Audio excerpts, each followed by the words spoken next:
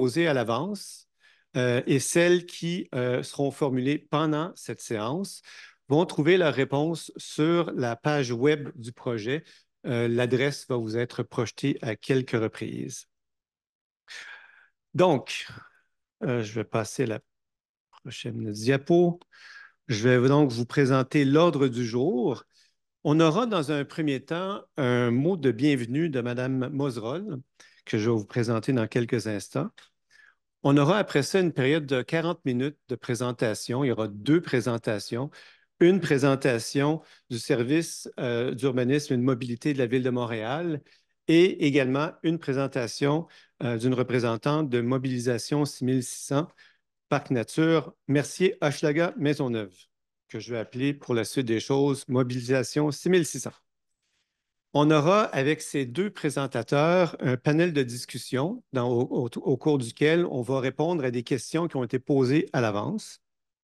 Suivra ensuite les tables rondes de discussion, donc l'aménagement de la salle ici, et il va y avoir la même chose, l'équivalent en ligne. Ça va être pour vous donner l'occasion de discuter entre vous, de délibérer sur une question que je vais vous présenter un peu plus tard, mais évidemment sur les informations qui vous auront été présentées. On aura également un questionnaire individuel pour vous permettre également de donner votre opinion et une plénière quant au retour donc des tables rondes où on va identifier quelques tables au hasard pour nous donner la teneur des discussions qui auront eu lieu. Après ça, Mme Moserol va revenir pour faire une conclusion et également vous présenter les prochaines étapes. Donc, la séance est prévue pour se terminer à 21h30, si tout va bien, évidemment, si on respecte notre horaire, ce qui va être mon rôle aussi. Donc, maintenant, je vais vous donner quelques consignes pour les participants en ligne et en personne. En salle, pendant les présentations, pour que ça aille bien, pour ne pas déranger les présentateurs, aussi, on vous propose, en fait, on vous demande même de garder votre cellulaire en mode silencieux et évidemment d'éviter les dérangements pendant les présentations. En ligne, vous aurez votre micro sera fermé pendant les présentations également. Il sera réouvert lorsque, évidemment, vous serez en salle de discussion. Évidemment, dans de telles rencontres publiques, ce qui est important, c'est qu'on respecte les personnes, les différences et aussi le sujet dont on parle ce soir. Pour ce qui est des consignes pour les tables rondes, j'aurai l'occasion de revenir un peu plus tard et pour vous donner en fait tout le détail sur le déroulement. Alors, ce soir, comme vous pouvez le voir, on prend une approche un peu non traditionnelle, non usuelle, en fait, pour ce type de séance d'information. On a mis en place plusieurs innovations pour maximiser le temps d'échange, puis pour maximiser l'information que vous allez recevoir. On a quelques 500 personnes aussi, un peu plus même. Donc, on vous remercie à l'avance de votre collaboration et de votre compréhension si des ajustements sont nécessaires au cours de la soirée. Alors là-dessus, je vais donc céder la parole à Mme Sophie Moserol. Je vais l'inviter donc à monter sur la scène. Elle ne devrait pas être trop loin. Voilà. Et pendant qu'elle s'en vient, je vais vous la présenter brièvement. Mme Moserol est conseillère de la Ville. Elle est membre du comité exécutif et également responsable du transport et de la mobilité.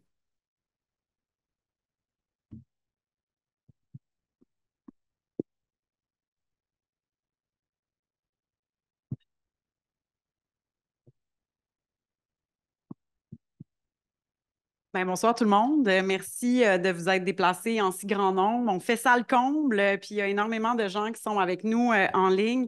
Ça démontre, je pense, l'engouement et la volonté d'avoir de l'information, puis une volonté aussi de partage.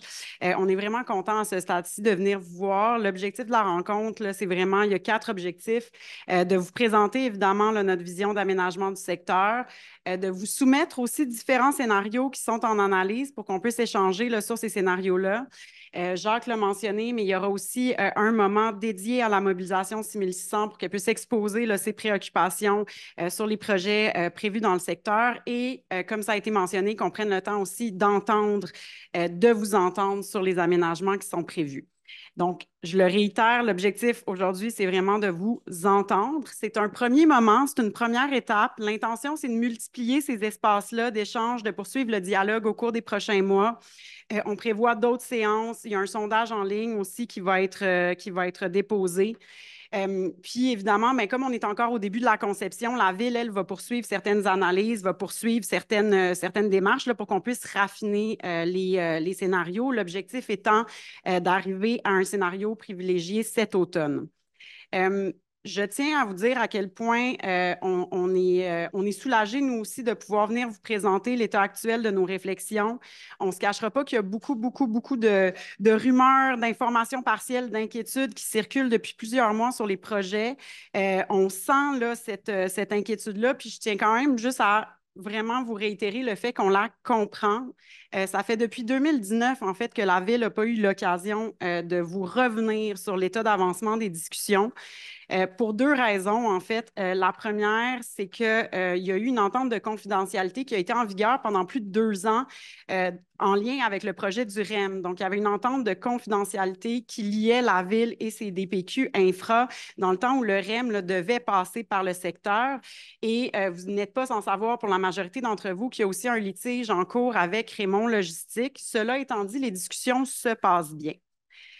Il y a probablement une autre raison aussi qui explique la méfiance de beaucoup de gens. Puis encore une fois, je tiens à la reconnaître. On la comprend, on l'entend. Et c'est lié au fait que les dernières moutures du projet ne répondaient pas à tous les enjeux puis aux préoccupations du secteur. En 2002, ce qui a été soumis au BAC, c'était un projet, au BAP, c'était un projet d'autoroute qui longeait vraiment, là, qui passait collé-collé sur le quartier de Viauville.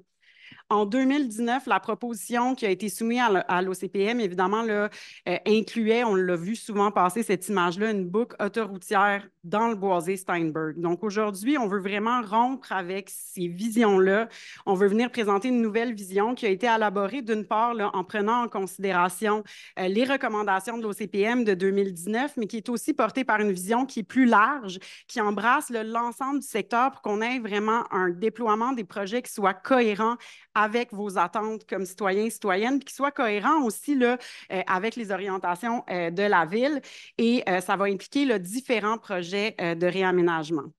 Je tiens à vous rassurer à l'effet que cette vision-là met l'accent d'abord et avant tout sur la réduction des nuisances, sur l'apaisement de la circulation. Il y a plusieurs quartiers qui sont en ce moment déjà sous immense pression, qu'on pense à Viauville, qu'on pense à Guibourg, qu'on pense à Notre-Dame-des-Victoires, qu'on pense à terme au développement d'Assomption-Nord. Donc, l'objectif, c'est vraiment, comme je le mentionnais, de réduire les nuisances, d'apaiser la circulation, de travailler sur le verdissement et non pas là, de travailler sur le développement de nouvelles activités économiques. Ce qu'on veut, c'est préserver les quartiers. C'est une vision, je le mentionnais, qui est en adéquation avec les valeurs de notre administration, qui est en adéquation aussi avec les différents documents de planification de la ville. On travaille, et j'imagine que ça intéressera plusieurs d'entre vous en ce moment, au futur plan d'urbanisme et de mobilité de la ville, qui va être vraiment un jalon extrêmement important pour les prochaines étapes. On travaille avec le plan climat, évidemment, et donc, c'est vraiment une vision qui est en cohérence avec ces documents-là. Je sais que le sujet qu'on vous présente aujourd'hui et en témoigne le fait qu'il y ait autant de gens dans la salle est extrêmement sensible. C'est un sujet qui est émotif. On parle de la transformation de vos milieux de vie, de vos quotidiens. Donc, je veux juste vous réitérer le fait que ces projets-là ne sont pas finaux, puis que l'objectif, c'est vraiment d'entendre vos préoccupations et vos commentaires, et ça va être des intrants pour guider nos décisions dans les prochains mois. Je tiens quand même à dire qu'il y a beaucoup d'efforts qui a été fait par la Ville pour faire des gains dans le secteur dans les dernières années. Il y a eu l'acquisition du boisé Vimont, il y a eu l'acquisition du boisé Steinberg aussi, dont le zonage a changé, qui est rendu zoné parc, puis qui préalablement, Hydro-Québec prévoyait y installer un poste de transformation. Puis l'objectif, c'est aussi de continuer à faire des gains pour le secteur, tant en matière de verdissement qu'en matière de repartage de l'espace, d'apaisement de circulation. D'ailleurs, je vais passer la parole. En fait, je vais passer la parole à Jacques, qui va pouvoir passer la parole à nos collègues du SUM, mais qui vont venir vous présenter là, plusieurs projets dont l'objectif est de réduire les nuisances et d'améliorer votre qualité de vie. Donc, merci beaucoup d'être là ce soir. C'est un début. On a bien hâte d'échanger avec vous. Puis, je reviendrai tout à l'heure pour vous passer un petit mot de fin. Merci beaucoup. Merci, Madame Moserol. Maintenant, je vais inviter notre présentatrice et notre présentateur de la soirée à monter sur l'estrade. Si vous voulez bien vous installer. Donc, je vous les présente. Dans un premier temps, il y a Hugues Bessette, qui est directeur des projets d'aménagement urbain au service de l'urbanisme et de la mobilité de la Ville de Montréal. Et on a également Cassandre Charbonneau-Jobin, qui est citoyenne et co-porte-parole du mouvement Mobilisation 6600 Parc Nature, Mercier, Hochelaga, Maisonneuve. Je vous ai mentionné, vous pouvez vous asseoir, hein? Allez-y. Ouais. Soyez confortable. Je vais mentionner qu'un des objectifs de la séance, c'était de vous présenter différents points de vue. Alors, je pense que c'est ce que vous allez voir dans quelques instants. C'est la raison pour laquelle pour laquelle le groupe que représente Cassandre a été invité ce soir. Euh, et d'ailleurs, on les remercie de leur participation. Son groupe milite depuis plusieurs années pour la préservation des milieux naturels et des espaces verts et aussi est porteur d'une vision pour le secteur. Alors, Hugues et Cassandre auront chacun, ils le savent, un maximum de 20 minutes pour leur présentation. Et je ne me dérangerai pas pour leur dire si, ils doivent accélérer un tout petit peu. Alors, je vais commencer par Hugues, si tu veux bien te présenter au micro. Bonjour tout le monde. Euh, Merci d'être parmi nous ce soir. Effectivement, un gros sujet. Oh, pardon, je vais regarder pourquoi mon ordinateur ne veut pas collaborer. Je pense qu'il va falloir faire ça. Fait que ça se peut que je me revire de temps en temps pour voir où ce que je suis rendu. Tout d'abord, merci à Cassandre. Je sais que c'est des grosses foules, c'est des quand même présentations complexes à faire. On ne se connaît pas beaucoup, mais thumbs up.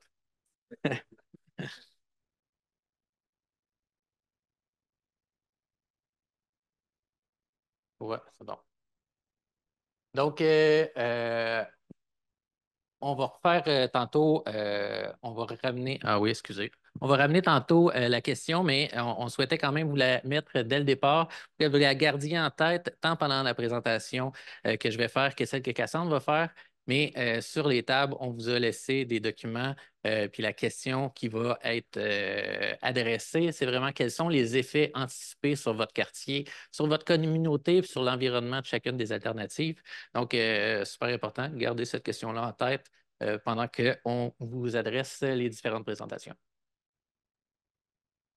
Ça va, oui, je m'excuse.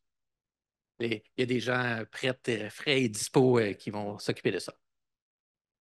Donc, comme on l'a dit précédemment, Mme Mosera l'a dit, il y a vraiment un objectif de présenter des projets. Vous allez voir, le projet se décline en 4 sections, 4 lots de travail. L'objectif récent, on a vraiment revu nos orientations ville pour le secteur.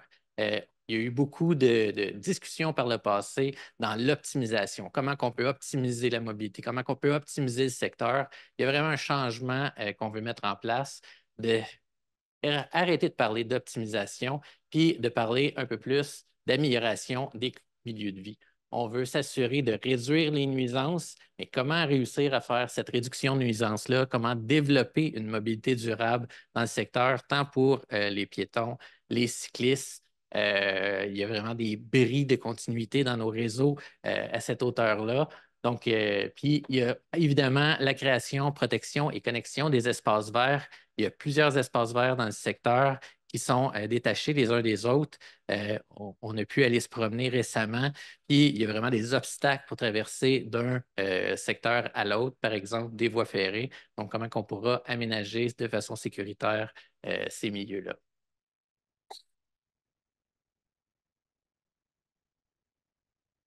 La manette est morte. Ah, c'est bon. OK. Donc, le projet, comme je l'ai dit, la vision du secteur se décline en 4 projets. Il y a tout d'abord la coulée verte. On va en parler un peu plus spécifiquement tantôt, mais c'est vraiment la connexion entre le boisé Steinberg puis la friche du CN, puis comment on va pouvoir adresser ça. Il y a le corridor de mobilité durable Hochelaga. Vous avez peut-être entendu ce terme-là, on l'entend de plus en plus, mais c'est des aménagements cyclables. C'est vraiment des projets de repartage de la rue. On veut rendre la rue attractive pour le transport actif, le piéton, puis beaucoup moins pour l'automobile.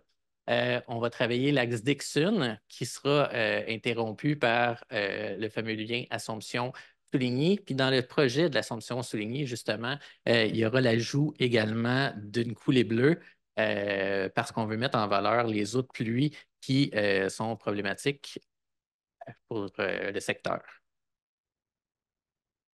C'est bon, on peut aller suivante. Je ne sais pas si je peux. Oui, là, ça marche. Excellent. Donc, la présentation est vraiment faite, enjeu puis réflexion. Comme je l'ai dit, les projets sont en cours de réflexion. Fait que ce soir, je vous amène problématique et réflexion, où ce que la ville est rendue dans sa tête pour que vous puissiez suivre un peu notre cheminement. Donc, un des enjeux principaux qui est nommé et renommé, c'est la quiétude et puis les milieux de vie.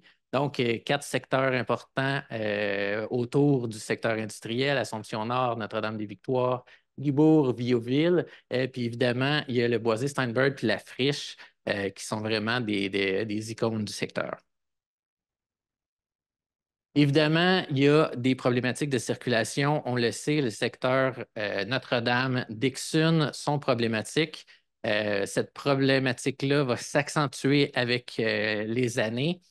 On le voit par les petits triangles orange sur la carte. Il y a beaucoup de sorties pour le port de Montréal. Donc, tous ces camions-là sont dirigés vers Dixon pour ultimement aller chercher le réseau supérieur, causant ainsi beaucoup de congestion.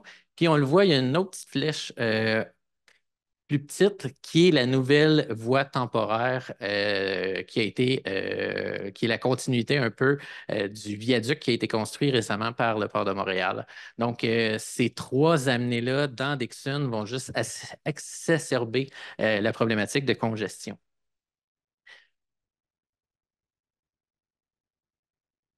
C'est bon, d'ici à la fin de la présentation, promis, je vais gérer la manette. Un autre des enjeux, c'est vraiment le transit dans le quartier. Il y a plusieurs personnes qui traversent le quartier sans nécessairement avoir besoin d'y être. Entre autres, à la sortie Souligny, plusieurs personnes vont chercher Hochelaga ou se dirigent vers le nord via Dixon Nord. Encore une fois, beaucoup de nuisances pour les secteurs adjacents. Puis finalement, il y a un enjeu croissant avec les nuisances industrielles qui s'accroît d'année en année, que ce soit les nuisances par rapport au camionnage ainsi que les nuisances ferroviaires. Puis, il y a décidément une problématique puis une discontinuité dans les lignes de désir. On le voit quand on se promène dans le Boisé ou dans la Friche. Il y a des chemins qui sont tracés de façon informelle. On aimerait ça pouvoir réfléchir comment les rendre sécuritaires pour éviter, par exemple, à la traversée des chemins de fer, que les citoyens reçoivent des contraventions. Une des solutions pour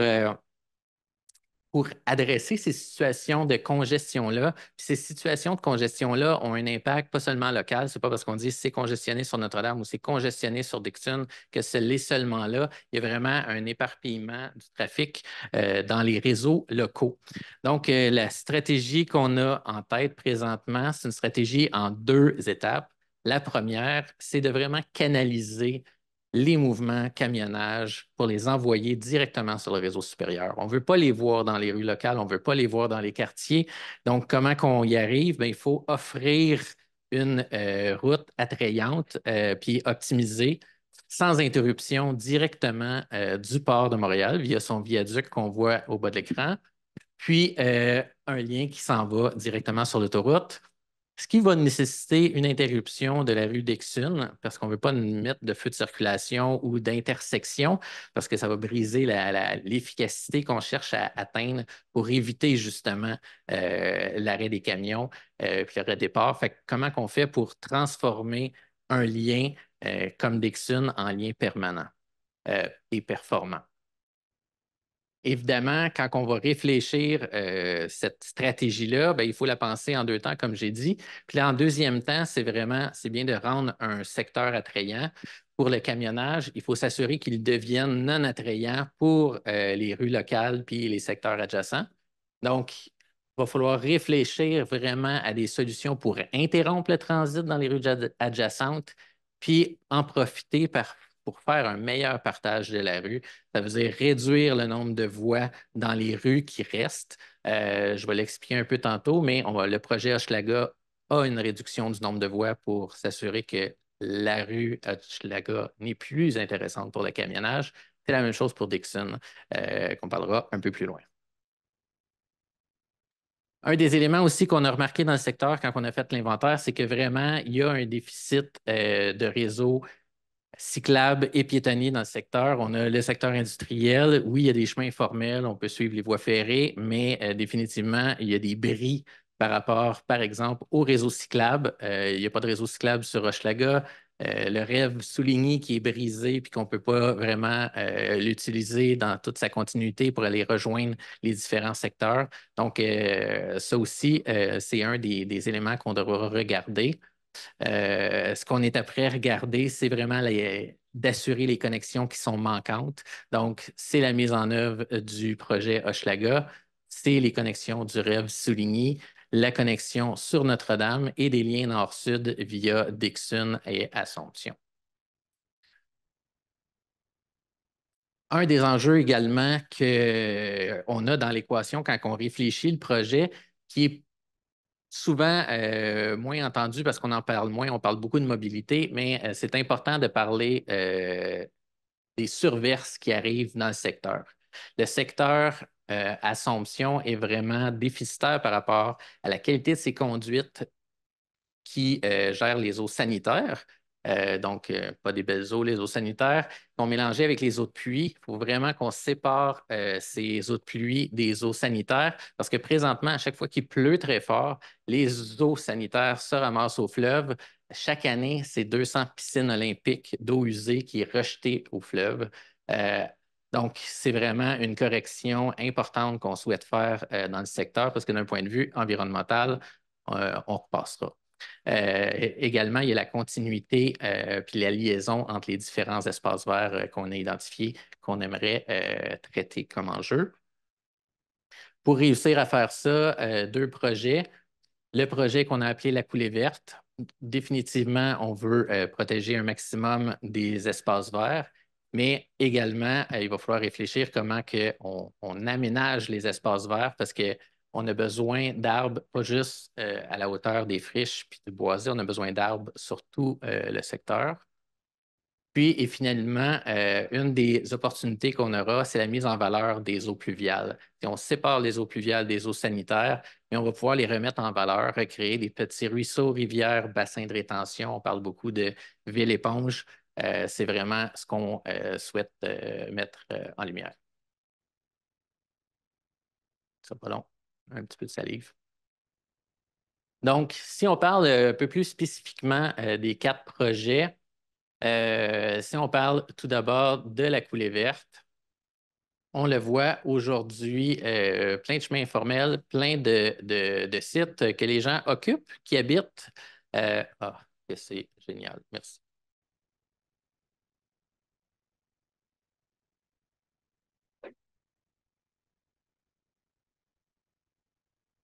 Donc, plein de sites que les gens habitent et utilisent. Donc, on veut vraiment remettre ça en état, en fait. Puis quand je dis en état, on entend beaucoup, on veut que ça reste naturel, on veut que, c'est ce qu'on entend du milieu. Il y aura des séances de co-création. On veut savoir qu'est-ce que vous souhaitez. On ne veut pas arriver puis tout démolir, puis arracher toutes les tracts, puis de faire un parc très liché. Si ce n'est pas ça qui est voulu, il y aura des séances de co-création. Tantôt, on va regarder, là, il y a différentes démarches qui vont s'en venir, mais chacun des projets va faire office de consultation, de co-création. Donc, vous pourrez, dans des prochaines soirées, nous dire ce que vous voulez de cette fameuse coulée verte-là, comment que, à quel niveau d'aménagement vous voudrez que ça soit aménagé. Le corridor de mobilité durable, qui est vraiment super important dans la stratégie. Et là, l'exemple en bas, c'est l'exemple du projet Henri Bourassa qu'on est après travailler. Pour ceux qui se promènent sur la rue Hochelaga ou qui essayent de traverser l'intersection d'Ixun, c'est tout un défi. Puis, c'est pas très agréable. Beaucoup de poussière, beaucoup de bruit, beaucoup de camions qui nous passent près des jambes. Les corridors de mobilité durable, c'est à ça qu'on veut s'attaquer. Fait que c'est vraiment de prendre des voies automobiles et de les redonner au transport actif. Ça veut dire des trottoirs larges, ça veut dire des pistes cyclables, ça veut peut-être dire des voies réservées pour autobus et ça veut dire surtout des plantations. Puis la plantation tout du long d'Hochelaga est super important pour la captation justement des nuisances automobiles. Puis le fait de j'aime pas le mot, puis répétez-moi pas, mais on veut étrangler un peu la rue Hochelaga, pour qu'elle devienne désagréable pour les gens qui en font le transit, que ce soit en automobile, mais surtout pour le camionnage. Euh, je vais revenir 2 secondes, j'ai oublié de parler, mais les corridors de mobilité, en réduisant les largeurs de chaussée, puis ça va être la même chose pour la rue Dixon, on va vraiment réduire l'emprise qui est minéralisée finalement. Ça nous permet des traversées plus courtes, ça nous permet des traversées plus confortables pour ce qui est pour les piétons et pour les cyclistes. Ça va? 5 minutes, c'est très bon. Euh, Autre projet Dixon, mais évidemment, on va couper l'axe Dixon. Donc, il va falloir revoir et réfléchir à l'axe. Encore une fois, on n'est pas très avancé sur ce projet-là. Il va falloir voir comment on veut l'aménager, quel niveau de verdissement on veut y mettre. Est-ce qu'on veut des axes cyclables? Nous, on trouverait ça intéressant, un axe cyclable qui peut traverser le lien Assomption via une passerelle de transport actif. Mais il faudra également, à travers des consultations, venir voir ce que vous souhaitez pour le secteur. Pardon. Puis finalement, il y a le projet Assomption-Souligny et la coulée bleue. Ce soir, on veut vous entendre vraiment sur ces deux scénarios-là, entre autres. C'est un des souhaits de la ville. Il y a un scénario qui passe dans la friche, vraiment dans la limite est. Évidemment, l'impact, c'est le passage dans le boisé, Steinberg, pardon, j'ai dit la friche. Euh, Fait que définitivement, il y a un enjeu. Ça facilite les accès locaux pour les gens qui veulent accéder. Ça assure que le quartier reste désenclavé, mais on est ouvert. Puis ce soir, on les met en jeu, là. Il y a aussi le scénario B dans lequel les pointillés n'existent pas et qu'il n'y a aucune intervention dans le boisé d'un point de vue routier. Évidemment, il y aura une réflexion à voir si on veut les continuités cyclables. Est-ce qu'on veut des continuités cyclables? Par exemple, le rêve souligné qui passerait au sud du boisé.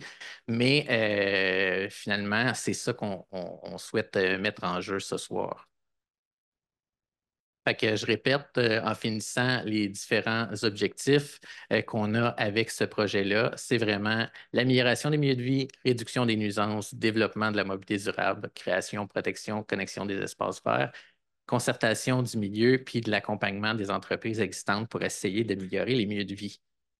Je finirai quand même là-dessus parce que c'est important. La Ville de Montréal a ses pouvoirs, a ses champs, à son terrain de jeu puis son carré de sable. Ce projet-là, c'est un projet qu'on peut déployer dans notre carré de sable qui est, on pense, au bénéfice du citoyen.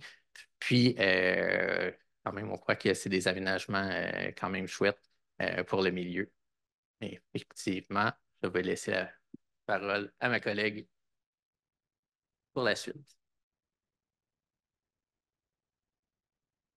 Voilà. Faut peser fort. Peser fort? Ouais. OK. Merci, Hugues. OK. Merci beaucoup, Hugues. Merci à la Ville de nous.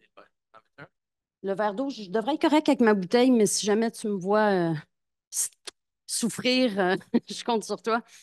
Merci à la Ville de nous donner ce temps de parole-là ce soir. Là, on est beaucoup plus en ligne qu'en salle. Il y a 400 personnes en ligne, on me dit. Donc, il y a probablement des gens de partout dans le quartier.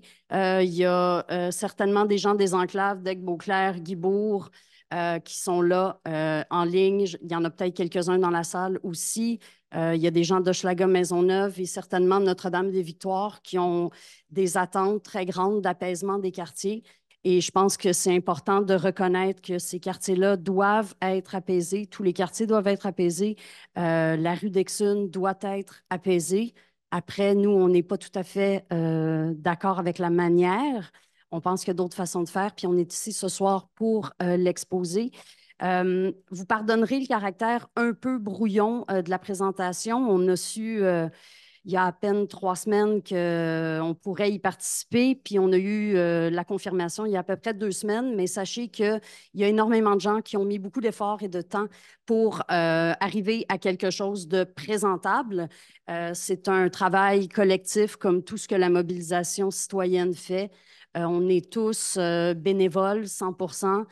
Donc, on n'a pas de pression de la part de lobbies particuliers ou de la part d'industrie. On n'a pas de pression de la part de partis politiques. On est des citoyens, des citoyennes comme vous. Donc, notre seul intérêt, et vraiment notre seul intérêt, c'est de protéger la santé des gens, la qualité de vie, puis d'avoir un environnement sain à la lumière des développements qui s'en viennent, puis des défis qui nous attendent avec tout ce qu'on connaît à grande échelle de bouleversement climatique et à petite échelle avec les développements industriels-portuaires dans le quartier. Donc, c'est dans cette optique-là qu'on fait les choses. Et aujourd'hui, il n'est pas simplement question d'aménagement d'un secteur, c'est beaucoup plus grand. C'est beaucoup plus grand que ça. Ça va le micro? On est bon? OK. Ça nous dépasse un peu. Donc, dans la présentation, vous allez voir qu'on va aller du macro au micro. On va revenir au local. On va élargir comme une respiration. On va essayer de ne pas manquer de souffle. Et Josée, c'est la gardienne du temps. Parfait. Merci. Tout d'abord, je tiens à saluer tous les efforts de la Ville pour Je tiens à saluer tous les efforts de la Ville pour apaiser les quartiers comme la rue Hochelaga en mettant des liens cyclables. On attend vraiment le rêve. Quiconque a roulé sur Hochelaga sait à quel point on roule sur les trottoirs parce que même les cyclistes téméraires ont peur. Avec raison. Donc, on le veut, le muret de béton, là, ça va le prendre sur Hochelaga. Si vous pouvez faire ça, ce serait vraiment très, très bien. Puis tout ce qui va dans le sens de la préservation des espaces verts, on est là, on appuie, puis on a vraiment hâte de popper le champagne à propos d'une coupe d'affaires, mais on y reviendra. On aura du temps pour ça s'il y a lieu. Donc, ça, évidemment, c'est ce qu'on appelle la friche. Malheureusement, cette section-là va être détruite. Il va rester une autre portion, mais je vous expliquerai plus en détail. Voici le secteur. Donc, en gris, on a le carré le terrain de Raymond Logistique. Comme vous pouvez voir, il est assez vaste. Il est bordé par la rue Notre-Dame. Évidemment, j'ai plus de micro, hein? Oui, j'ai-tu un micro? OK, j'ai un micro. All right. La rue Souligny, qui s'interrompt à Dixon, mais qui va être prolongée, le boisé Steinberg et les voies ferroviaires qu'on voit ici. Je pointe pour les gens qui sont en salle, les gens qui sont en ligne, vous ne voyez pas le pointeur. Ça ici, ce que Hugues parlait, la coulée verte, ça se trouve sur la friche ferroviaire du CN, qui est identifiée en vert ici. Et 50% de ça va être perdu à cause de Raymond Logistique, ici, parce que le CN va avoir besoin de remettre en fonction la gare de triage Longue-Pointe. Ce qu'on appelle la friche, ce qu'ils appellent la coulée verte, c'est en fait une gare de triage qui va être remise en fonction pour accueillir des trains de 100 wagons quotidiennement. Et la Ville est dans l'obligation légale envers Raymond Logistique de créer cette zone tampon, donc d'aménager, d'acheter 50% de la friche ou à peu près. Il y a un 45 mètres qui va être aménagé, comme disait Hugues, 50% de la friche. Il y a un 45 mètres qui va être aménagé, comme disait Hugues. Il y a un 45 mètres qui va être aménagé, comme disait Hugues. Il y a un 45 mètres qui va être aménagé, comme disait Hugues. Il y a un 45 mètres qui va être avec le concours de la population, ce qu'on salue, mais ça reste un 50 de ce que les gens ont connu. Et là, de quelle manière les nuisances vont être mitiguées pour couvrir le bruit des trains, ça reste un mystère. Des trains, quand ça freine, ça s'entend jusqu'à 1 kilomètre à la ronde. Il y a déjà des gens qui entendent ceux du port, modérément peut-être. Là, ça va augmenter parce que le projet de Raymond Logistique, qui est une activité portuaire, hein, on déplace des conteneurs, ça implique des trains de 100 wagons quotidiennement, aller-retour. Ça, c'est pour son projet final à maturité. Pour l'instant, c'est tout petit ce qu'il fait. C'est sûr que si vous regardez le carré, le rectangle plutôt de Raymond Logistique, OK, la route, le projet de prolonger Assomption passerait dessus, à l'extrémité est de son terrain, pour se connecter et au viaduc du port et à la rue Notre-Dame. L'autre prolongement sursouligné vient se connecter là. Le besoin, c'est effectivement d'avoir un lien routier rapide pour la sortie de camions et l'entrée du port et de Raymond Logistique pour atteindre les réseaux supérieurs, comme le dit Mme Mosroll. C'est vraiment pour que les camions puissent s'écouler librement vers les voies supérieures, vers les autoroutes. Tout ça participe d'un vaste projet industriel. La zone, le quartier au complet, là, la carte que vous a montrée avec la base militaire de Longue-Pointe, avec Beauclair, les enclaves et tout ça, c'est identifié comme un secteur destiné à la logistique de transport. Ça a été identifié comme ça. Et si on regarde juste ce secteur-là, on regarde le rectangle de Raymond, on se dit, bon, c'est un terrain contaminé en zone industrielle, près du port. Pourquoi pas mettre une route là? C'est dans le milieu de nulle part. Est-ce que c'est vraiment dans le milieu de nulle part? On voit déjà les quartiers autour. Ça devient un petit peu plus évident ici. On voit Notre-Dame-des-Victoires, qui est au nord. On ne voit plus Guibourg, mais on voit les habitations olympiques. On voit la ville de Montréal. Et cette avancée des activités portuaires à l'intérieur d'un arrondissement peuplé, densément peuplé, un des plus peuplés de l'île de Montréal, un des plus grands de l'île de Montréal. Je reviens à la route. La clé de voûte d'un tel projet, c'est vraiment un lien routier. Parce qu'avec ce volume-là d'activité, le réseau local ne pourra pas l'absorber. C'est clair. Qu'est-ce que ça dit, ça? Est-ce que la limite n'est pas déjà atteinte? Mais là, on veut en rajouter. Vous voyez, dans cette partie-ci, là, on voit, ça, c'est un chemin que Raymond s'est fait, mais la route serait quelque part par là, puis passerait par le boisé. Bien sûr qu'on veut préserver le boisé Steinberg dans son entièreté. Pour l'instant, c'est juste un tiers qui a été protégé. C'est un tiers qui a été protégé par la Ville de Montréal qui a convaincu Hydro-Québec de se déplacer au nord, sur la rue Hochelaga, de l'autre côté de la rue, suite à des pressions citoyennes. On se faisait dire que c'était impossible de bouger Hydro-Québec du boisé. On a insisté, puis il y a des élus qui ont été à l'écoute et qui ont fait le travail. Puis il y a eu des discussions avec Hydro-Québec, puis ça a été une bataille, même des gens chez Hydro-Québec qui n'étaient pas d'accord de faire ça. Il y en a qui étaient d'accord. Donc, tout le monde a travaillé dans le même sens, puis on est arrivé à un résultat. Maintenant, on veut prolonger Assomption ici à travers le boisé, à côté du 5600. Il y a un métro sur la rue Assomption. Il y a un développement immobilier qui s'en vient, mais il y a un métro juste à côté. Puis comme Hugues le disait, ils vont apaiser la rue Hochelaga en rendant ça moins avenant pour les camions et les voitures, avec plus de mobilité. C'est de ça qu'on a besoin. Ça répond tout à fait au plan climat de la ville. C'est vraiment de ça dont on a besoin. Donc, ça ne devrait même pas être un enjeu de discuter du boisé. Mais ce n'est pas vraiment à propos du boisé. Puis je le répète, on veut le préserver et toute préservation sera saluée, applaudie et les élus qui auront contribué seront remerciés. Ça, soyez-en assurés. Mais ce n'est pas vraiment à ça que ça sert. C'est vraiment l'enjeu, c'est de créer un lien routier pour que tout ça puisse exister. Ça, c'est une carte qui a été faite par un graphiste qui dit, regardez pas trop, là, c'est plus artistique que scientifique. Si vous donnez ça à un ingénieur, il va vous dire que ça ne marche pas. Mais on le salue quand même. On peut zoomer la carte, ceux qui ont la possibilité de zoomer. Vous allez voir que le lien routier ici, on voit le viaduc du port, ça se connecte à la route temporaire sur Dixon. Et on voit ici l'échangeur. C'est un échangeur sur 3 niveaux. C'est ça que ça prend pour passer au-dessus des rails. On voit l'incinérateur ici et la rue Dixon. Donc, vous voyez, ça, c'est des petits trains, là. Donc, ça s'en vient ici, puis ça passe par là.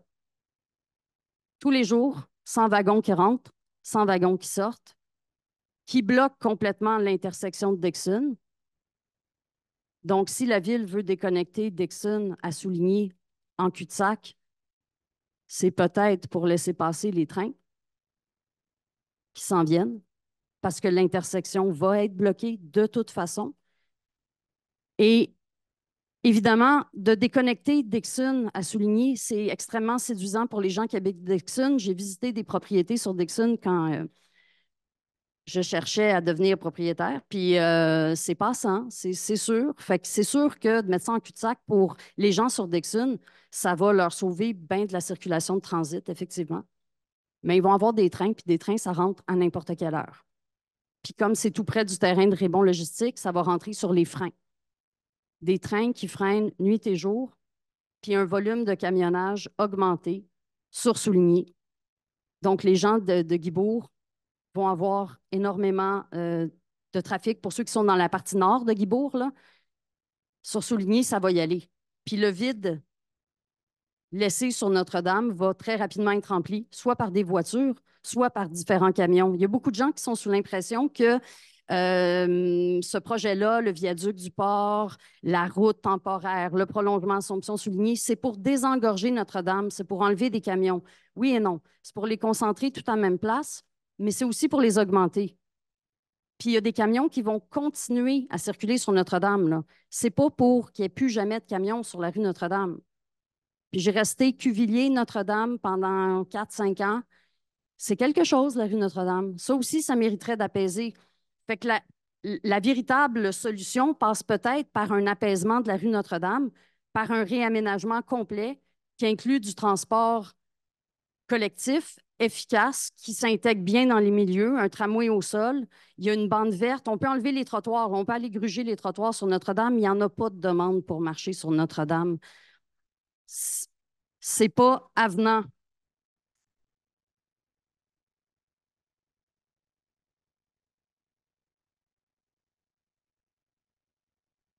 C'est dans un milieu de vie. Bon, ça, c'est un plan de l'échangeur. C'est un plan obtenu par demande d'accès à l'information. OK? C'est un plan de la ville qui date de 2022. Donc, peut-être qu'il n'est pas d'actualité. Je ne sais pas, il y a des ingénieurs de WSP Global puis des urbanistes de la ville dans la salle ce soir. Mais ça, c'est le plan de l'échangeur dont je vous parlais à la jonction Souligné et du prolongement Assomption. Pour ceux qui savent lire ce genre de plan, moi, je vois ça puis je ne comprends pas. Mais je fais, wow, c'est beaucoup.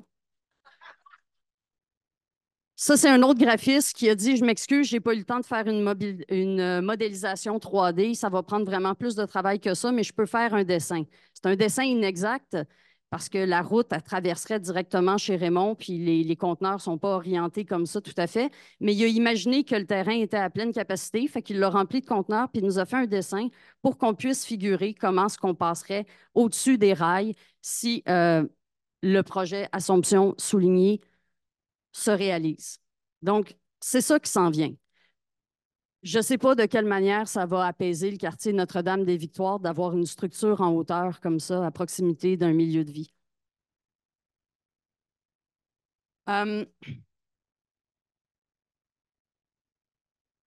Évidemment, il y a le port de Montréal. C'est ça que je voulais dire. J'aurais dû le dire au début, je m'excuse. Là, on a des critiques envers l'industrie du conteneur, les activités portuaires. En aucun cas, jamais, ça vise les travailleurs et les travailleuses de ces institutions-là.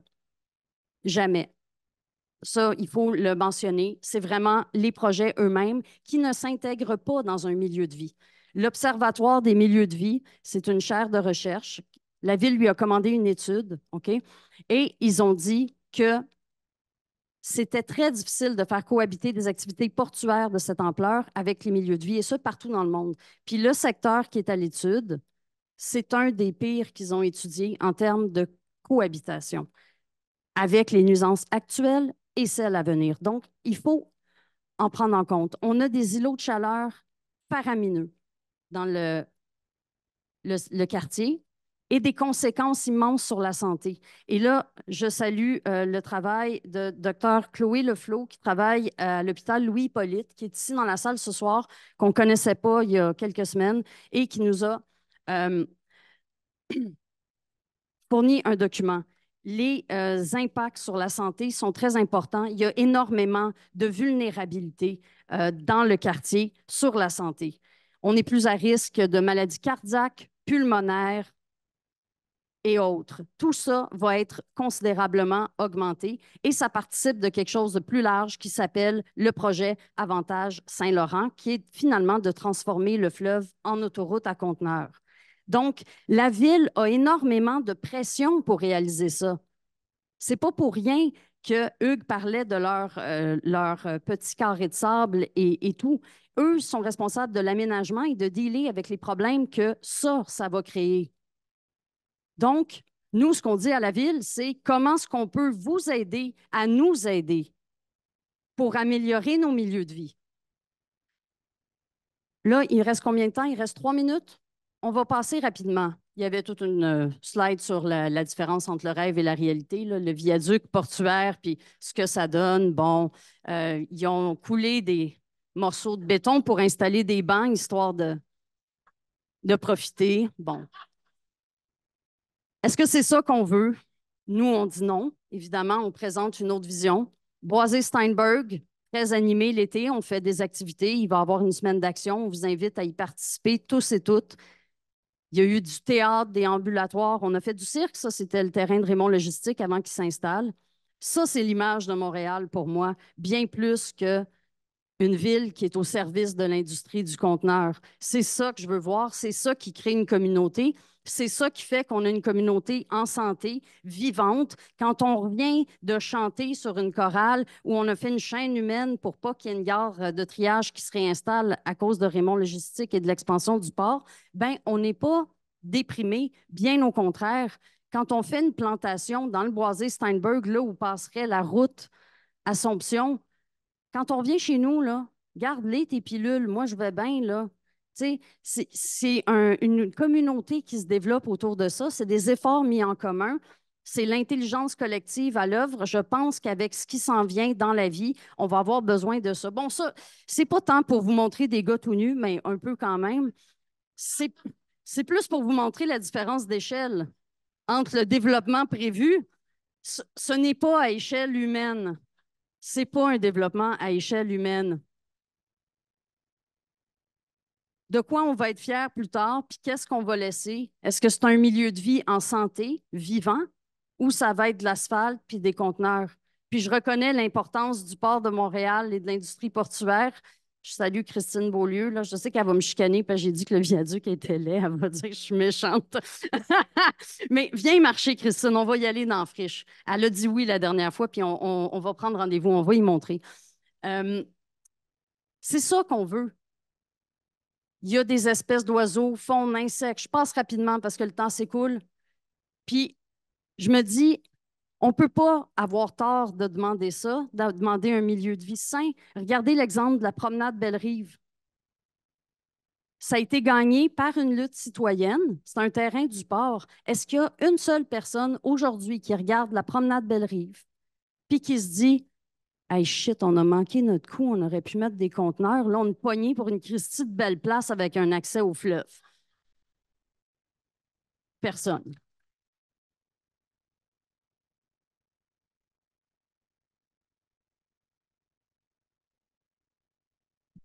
C'est tout. Merci.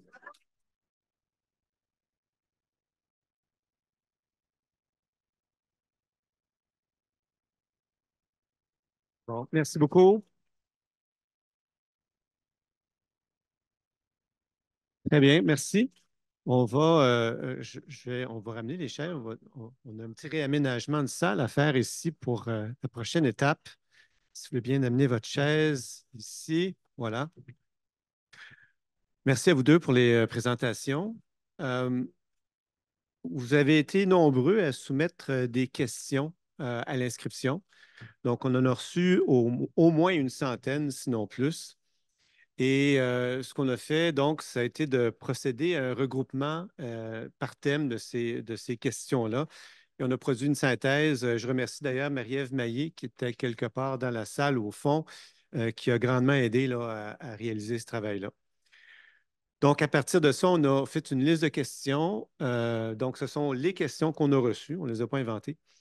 Et elles ont été partagées avec Cassandre et avec Hugues. Donc, dans les prochaines 20 minutes, je vais leur en poser plusieurs. Je vais essayer de couvrir le plus possible les thématiques qui ont été abordées dans ces questions. Encore une fois, je l'ai mentionné au début, mais je vais me le répéter. Donc, toutes les questions qui ont été posées lors de l'inscription, en plus de celles qu'on va recueillir ce soir, parce que vous aurez l'occasion d'en inscrire lors de vos réflexions, auront des réponses qui vont être écrites sur le site web du projet. Donc, je vais vous demander des réponses courtes dans la mesure du possible aux questions, puis je vais aussi me permettre de vous relancer de temps en temps là, pour donner un petit caractère de conversation à cet échange. Puis je vais mettre peut-être quelqu'un va me donner, juste pour le temps, hein, j'ai 20 minutes pour cette période-là. Super, merci beaucoup. Donc, en fait, la première question qui ressort, en fait, pas parce qu'elle a été mentionnée le plus souvent, mais qui ressort, qui est plus générale, c'est sur la justification du projet. Bien entendu, les questions qu'on a reçues s'adressent beaucoup à la ville. Je vais aussi quand même prendre le soin là, de les rendre, de les adapter pour les rendre, euh, pour que Cassandre puisse y répondre. Donc, sur la question de la justification du projet, on nous demande si vous avez des études qui justifient les aménagements routiers qui sont proposés. Donc là, vous envisagez là, une connexion au réseau supérieur, peut-être aussi un lien par Assomption.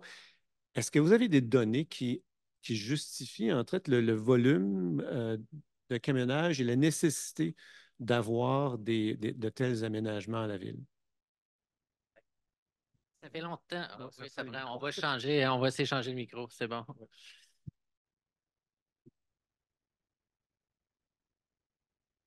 Oui. C'est bon. Test une fois, c'est bon. Cassandre, as-tu un. C'est bon. C'est Un test. ouais, c'est bon. Donc, oui, ça fait des années que le projet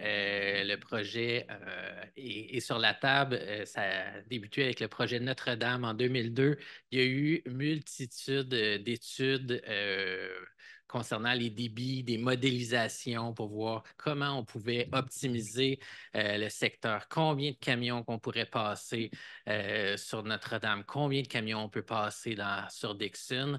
Le changement de vision apporte également un changement de stratégie. L'objectif, puis on le voit dans plusieurs projets présentement, c'est vraiment de regarder l'axe, pas de l'optimiser, à savoir combien je peux en passer, c'est comment, quelle mesure je peux mettre pour restreindre les dévis.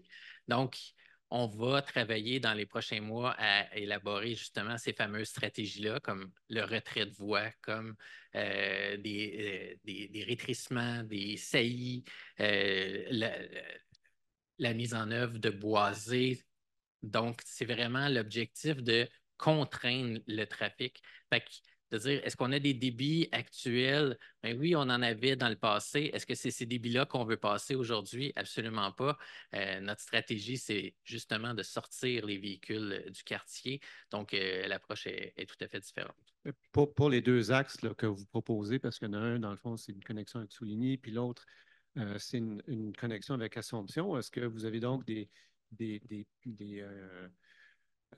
données qui justifient ces ajouts-là?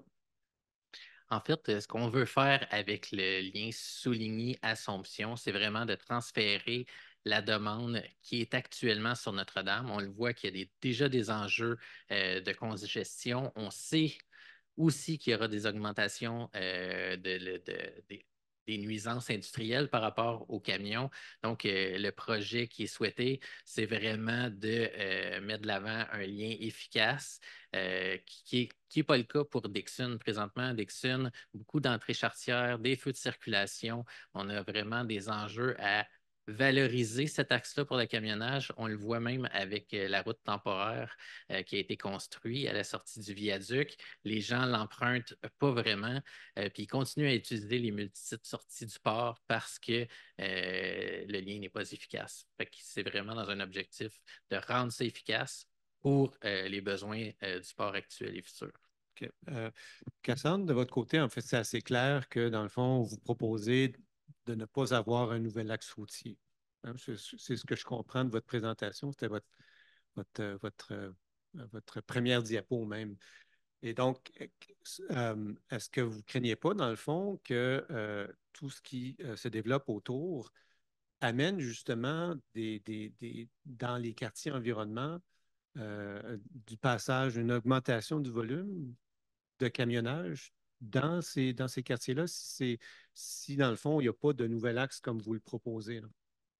Ben, ce que je crains surtout, c'est que l'apaisement soit temporaire et qu'à terme, ça réaugmente, puis qu'ils finissent par avoir effectivement des camions dans les rues de toute façon, parce que le réseau ne sera pas capable d'absorber ce qui s'en vient comme charge supplémentaire de camions. C'est pour ça qu'on dit optimiser le réseau existant, corriger les défaillances du réseau existant pour réduire la demande en voiture notamment et ne pas laisser la place libre à plus de camions. Parce que créer une offre supplémentaire de route, c'est ce que ça appelle. Ça va créer une demande supplémentaire aussi. Pensez régler la congestion avec une route, c'est la cigarette qui guérit le cancer. Là. On ne l'a pas trouvé encore. Puis peut-être je vais vous lancer là-dessus. Est-ce que dans le fond, comment on peut contrôler ou diminuer la croissance? Ça, c'est une autre question qui a été posée. Est-ce qu'on peut effectivement, avec le réseau existant, d'après vous, enfin, d'après votre analyse, votre réflexion, est-ce qu'on peut effectivement diminuer cette croissance-là? Est-ce qu'on peut réduire? Si oui, comment? Bien, ça s'est fait sur d'autres rues à Montréal. Tu sais. Je prends comme exemple la rue Bourbonnière qui a été apaisée en rétrécissant les voies, en installant une piste cyclable, réduisant la vitesse. Il y a des saillies de trottoirs qui peuvent être installées, certaines rues qui peuvent être à sens unique, comme c'est dans les grandes villes du monde. Hein. Il y a des rues qui vont dans un sens, puis d'autres rues qui vont dans l'autre. Là, je ne parle pas du labyrinthe à la plateau Mont-Royal. Là. Je parle de vraiment un axe qui va vers le nord, puis un autre qui va vers le sud, des choses comme ça. Il existe différentes solutions. Évidemment, je ne suis pas ni urbaniste ni ingénieur. Donc, ce n'est pas mon champ d'expertise. Mais oui, ça s'est vu ailleurs, d'apaiser pour réduire l'offre. Puis le transport en commun, on n'en parle jamais. Il est où le transport en commun efficace pour desservir l'Est de Montréal? Ça diminuerait Oui. beaucoup l'achalandage en termes de Mais voitures. les camions, hein, on parle de camions beaucoup. Hein. Les camions ne prennent pas l'autobus, là. Qu'est-ce qu'on fait avec les camions, là? S'il y a une augmentation, visiblement, il y a une grosse plateforme intermodale qui s'installe à côté. Il y a le port qui est à côté. Il faut bien que les camions aient quelque part, là. Alors, c'est un peu ça, là, je pense, la question. Comment on fait? Puis je vais peut-être m'adresser en premier à Hugues là-dessus. Comment on fait pour contenir tout ça? Puis comment on fait pour s'assurer qu'effectivement, ça ne va pas dans les quartiers? Cassandre mentionne que, tu sais, dans le fond, oui, au début, peut-être, les camions ils vont être canalisés là, mais après ça, on crée finalement, en fait, ce que tu amènes, c'est que ça crée la demande jusqu'à un certain point. On ouvre on agrandit la grosseur du tuyau, puis il y a plus de débit qui peut y aller. Donc, est-ce qu'on peut réellement, avec ce que vous proposez, diminuer le volume de camionnage dans le quartier? c'est quand même assez complexe de gérer l'augmentation des activités industrielles, à savoir quelles seront les activités industrielles pour les prochaines années. Je vais rediriger la question à mes collègues au port de Montréal puis de Raymond Logistique, parce que c'est eux qui connaissent leurs ambitions. Mais ce qu'on peut s'assurer, par exemple, si je suis d'accord, la rue Bourbonnière est un bon exemple pour réduire la capacité d'une rue. Quand on dit qu'on va fermer Dixon, ben, c'est vraiment de prendre une route qui a 6 voies puis de la ramener à 0 voie pour le transit, là. On ne pourra plus transiter par Dixon. Fait qu'on passe de 6 voies à 0 voie. Quand on parle de Hochelaga, le projet, ben, on parle de 6 voies aussi sur Hochelaga. Puis quand on va mettre les trottoirs élargis, les pistes cyclables, bien, on va passer à 4 voies, peut-être même à 2 voies sur certains tronçons. Donc, c'est important de réduire la capacité de la route de façon permanente là, pour pas que justement ça revienne. OK. Un autre point? Oui, bien, on parle de fermer Dixon, puis en fait, toujours selon des documents d'accès à l'information, des documents de la ville sur l'aménagement du secteur, l'horizon temporel pour la réalisation du réaménagement de Dixon est quand même assez loin. On parle de 5 à 10 ans. Je ne sais pas c'est à partir de quel moment, 5 à 10 ans, mais en 5 à 10 ans, il peut se passer bien des affaires. Ce qui veut dire que l'apaisement de Dixon ne sera pas effectif avant une longue période de temps. Il peut y avoir des changements d'administration.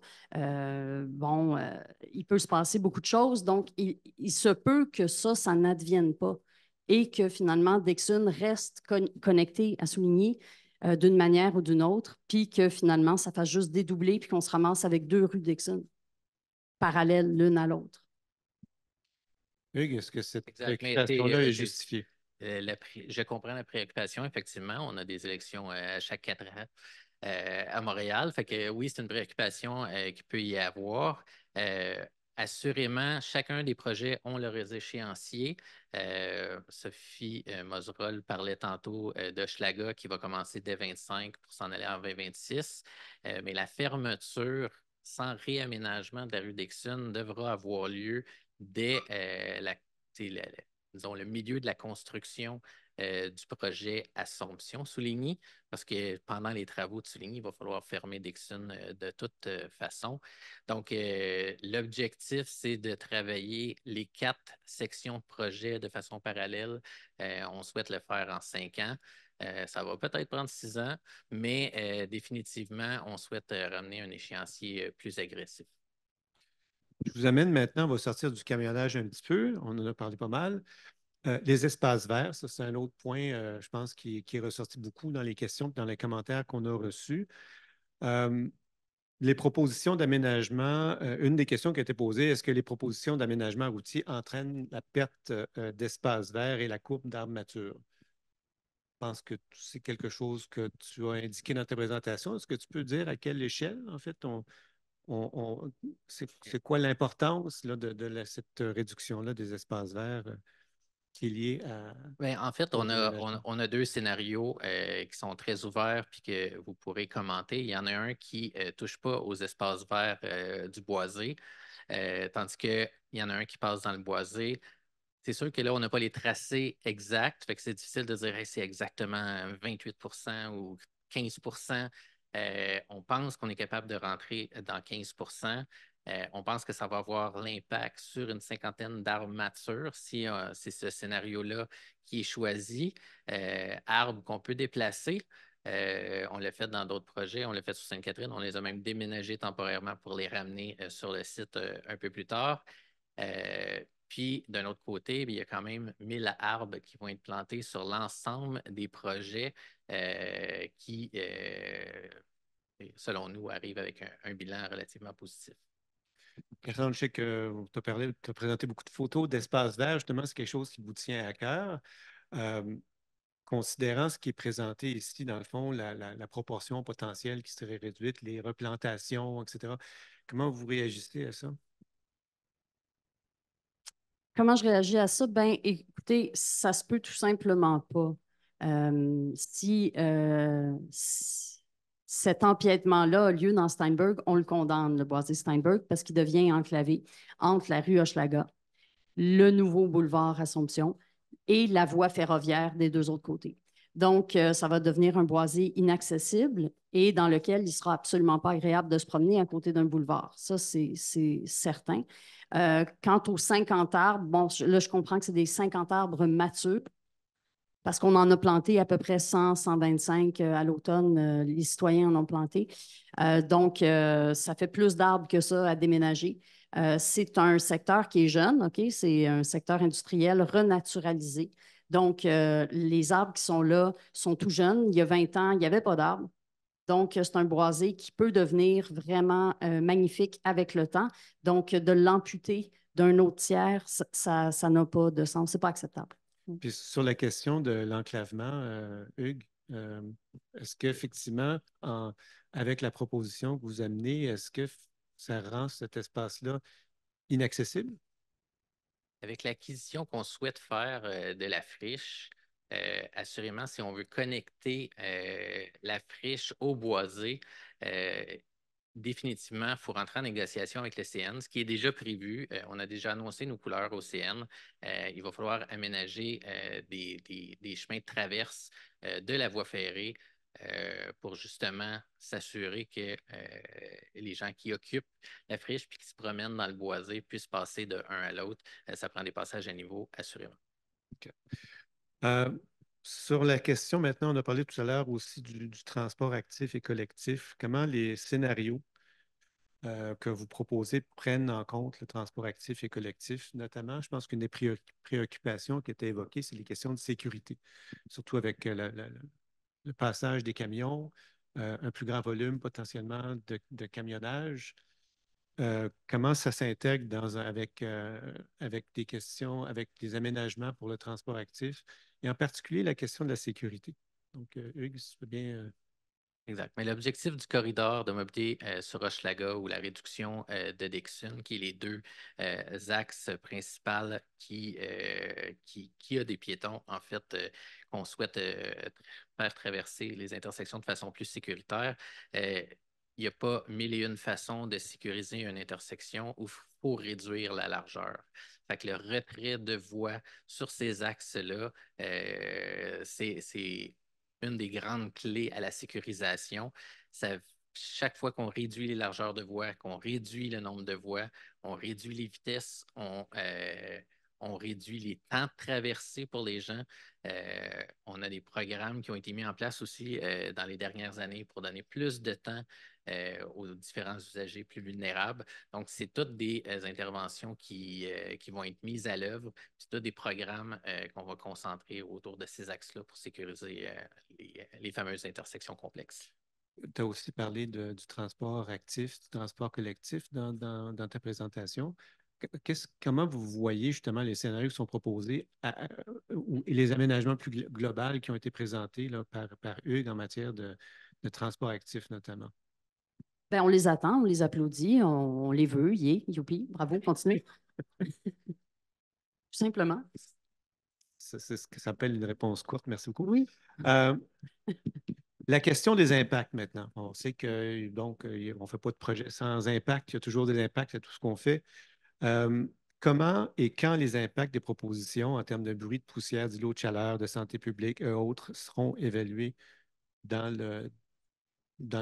l'analyse que vous allez faire dans les prochaines étapes? Je commence? Oui, Okay. oui, je te regarde. Oui, c'est ça. Je me sentais regardé.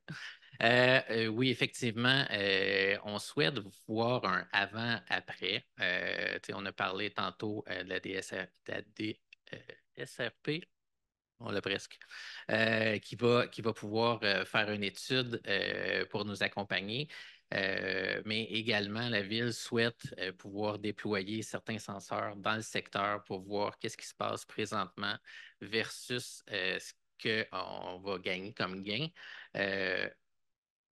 Mais vraiment, on pense vraiment qu'avec le verdissement puis la mise en place d'arbres sur tous les tronçons routiers, on le voit, quand on verdit de façon significative les axes, il y a une captation des poussières puis une réduction des îlots de chaleur.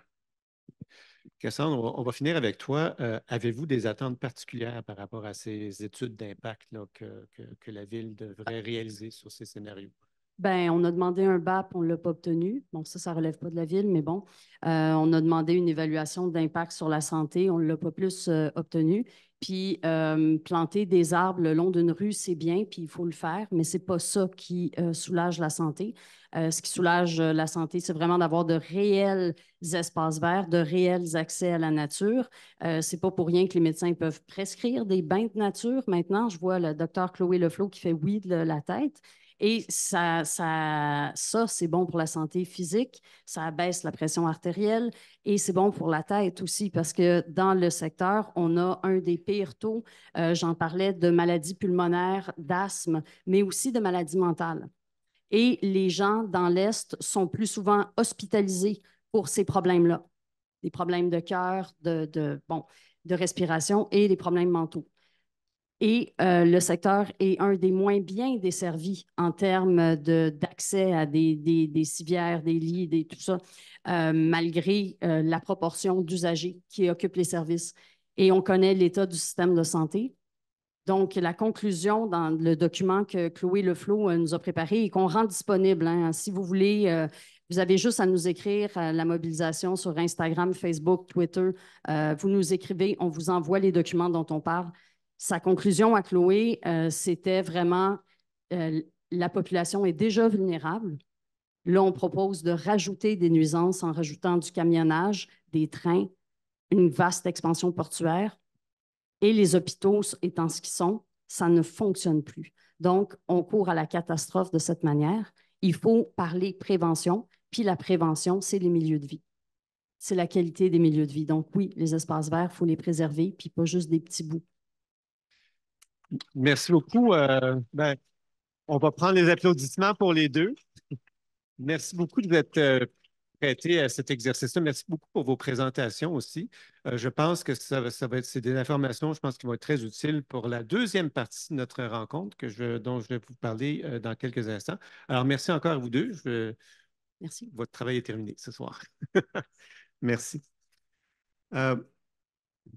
Voilà, donc on est rendu maintenant à la question des tables rondes. Justement, qui va être, c'est là où vous rentrez en action un petit peu plus. Là, vous avez écouté pas mal de choses jusqu'à maintenant. Vous avez vu évidemment que la Ville vous propose là, deux options et dans les deux cas, ça implique l'ajout de liens routiers. Euh, la mobilisation 6600 propose plutôt de ne pas ajouter de nouveaux liens, hein. Alors, je vous rappelle la question maintenant qui va vous être soumise. Je m'excuse, je vais vous demander un tout petit peu d'attention. Euh, donc, la question qui est soumise à la discussion pour vous, et donc vous êtes en table ronde comme ça pour pouvoir en discuter justement ensemble, c'est la question suivante. Donc, quels sont les effets anticipés sur votre quartier, sur votre communauté, sur l'environnement de chacune des alternatives suivantes, les trois alternatives dont je viens de vous parler, soit les deux qui sont proposées par la Ville et également la vision plus de la mobilisation 6600 de ne pas avoir de nouveaux liens routiers. Alors, qu'est-ce que ça veut dire un effet, hein? Un effet, c'est un changement direct, indirect, court ou long terme qui veut, dans le fond, affecter positivement ou négativement votre quartier. C'est de ça qu'on va parler. Donc, les effets, c'est quelque chose, prenez-le comme quelque chose d'assez large. Donc, cette délibération entre vous va vous permettre de réfléchir ensemble justement sur les effets des différentes alternatives. Ça va aussi vous allouer la possibilité de tous, hein, tous les gens qui sont dans la salle, ceux également qui sont en ligne, de s'exprimer. Et ça va aussi vous donner l'occasion de prendre en considération les points de vue des autres. Alors, peut-être que vous êtes arrivé ici, peut-être que vous avez déjà une idée assez claire de comment vous voyez les choses. Ça va vous donner aussi l'occasion d'entendre ce que d'autres pensent de ces mêmes choses. Quelques consignes pour le bon fonctionnement, toujours. C'est la question notamment, évidemment, du respect, hein, du respect des autres, du sujet. Des différences d'opinion aussi. Vous n'êtes pas obligé de vous entendre. Si vous n'entendez pas, ce n'est pas grave. Ce n'est pas l'objectif de ce soir. Moi aussi, mon truc est gelé. Prochaine diapo. Voilà, merci beaucoup. Euh, Également, c'est une activité qui est réservée hein, aux résidents, aux organisations, aux entreprises du secteur. Donc, si par exemple, vous êtes assis à la table, à une des tables en tant que fonctionnaire de la ville, d'un ministère ou encore membre du personnel politique, des médias, on va vous demander de céder votre place à une autre personne dans la salle. Même chose en ligne également. Si vous répondez à cette description, donc fonctionnaire de la ville, d'un ministère, membres de personnel politique et autres, on va vous demander, dans ce cas-là, de quitter la réunion pour 50 minutes parce qu'on va former des salles en ligne qui vont être, dans le fond, pour permettre aux gens qui sont en ligne de discuter entre eux. OK? Donc, voilà, le message est passé. Ce que vous avez à faire, ce qu'on vous demande de faire, dans le fond, pour... oups, ça fonctionne. Euh, donc, puis tout ça, ça va être inscrit dans des documents qu'on va très bientôt vous distribuer sur les tables et que vous allez avoir également en ligne. On va vous demander dans un premier temps de vous présenter entre vous, à moins que vous vous connaissiez déjà tous. Faites un tour de table juste pour dire qui vous êtes. On va vous demander aussi de choisir une personne pour prendre les notes parce qu'il y a c'est pas des gros devoirs, là, mais il y a quelques notes à prendre pour être sûr que les discussions que vous avez, on soit en mesure de les capter. Après ça, ça va être de discuter de chaque alternative. Donc, comme je vous le rappelle, il y a les deux alternatives qui ont été présentées par la Ville et celle de la mobilisation 6600. Évidemment, on vous demande de vous appuyer sur votre connaissance du milieu. Vous êtes ici parce que vous vivez dans ce milieu et également des informations qui vous ont été présentées. Alors, l'idée ici, ce n'est pas de faire un choix, c'est ça que je veux ou c'est pas que. Bon. L'idée, c'est vraiment plus d'envisager pour chacune des alternatives ce qu'elle comporte comme effet positif et négatif. Et ça va servir, dans le fond, comme je vous l'ai mentionné tout à l'heure au début, à travailler également pour la ville. En tout cas, ça va être un matériel, ça va être un intrant pour les prochaines étapes de planification, mais également pour vous informer dans la suite des choses. Donc, on parle d'à peu près une dizaine de minutes par alternative. Et à la fin de cette réflexion, de cette discussion que vous avez ensemble, prenez une dizaine de minutes pour synthétiser les principales idées qui seront ressorties de votre table. Alors, lors de la plénière, on va choisir au hasard 3 tables dans cette salle et également 3 salles en ligne qui seront informées pour faire un très court rapport. On parle de 2 minutes et demie, donc ce n'est pas très, très long, là. Vraiment faire ressortir quelles sont les idées qui sont ressorties dans votre table. Alors, quand les 45 minutes vont être écoulées, 45 minutes, c'est le temps que vous avez pour faire ces discussions-là, vous avez également un court questionnaire qui est remis, qui sera un questionnaire individuel. Ce sera à peu près les mêmes questions qu'on va vous poser, mais vous aurez l'occasion aussi de rajouter votre point de vue individuel également à ce moment. Donc, vous aurez 5 minutes. Vous allez voir, ce n'est pas très long comme questionnaire. Donc, bientôt, les gens en ligne vont avoir une autre personne qui vont leur donner des consignes particulières parce qu'évidemment, ça va changer un petit peu. Mais je vous présente tout de suite la fiche que vous allez avoir sur chacune des tables sous peu. Je pense que ça se distribue. Vous pouvez même déjà commencer. Je pense, allez-y. Super. Donc, vous allez avoir des enveloppes qui vous sont distribuées avec toute la paperasse que je viens de vous mentionner. Donc, ça, c'est la fiche que vous avez. Elle va être en format 11-17. Je vous la présente rapidement. Donc, au recto, à gauche en gris, hein, en gris pâle, vous avez la question qui est posée, hein, celle qu'on a projetée à quelques reprises. À droite, vous avez les consignes que je vous ai données à l'instant. En dessous, vous avez les colonnes qui correspondent aux alternatives. Et c'est là-dedans, dans ces colonnes-là, que vous allez inscrire vos réflexions. M'excusez un petit peu de bruit. Au verso, vous avez un verso à cette feuille, n'oubliez-le pas. Hein? Au verso, dans le fond, ce sera l'endroit pour inscrire vos idées principales. OK? Alors, je vois que déjà les gens sont. Alors, je vous rappelle, vous n'êtes pas obligé de vous entendre. S'il y a des accords, inscrivez-le. OK? Alors, dernière petite consigne, merci d'écrire pour qu'on puisse vous relire. Si jamais vous avez une question sur l'exercice, levez la main, on viendra vous voir. S'il y a des gens qui sont dans des tables de deux ou trois, là, je vous encourage à joindre une autre table pour avoir une discussion plus complète. Alors, comme je vois une table, la table D ici, là, je vous encourage à venir avec la table B qui est ici pour avoir une jazzette avec eux. C'est bon? Alors,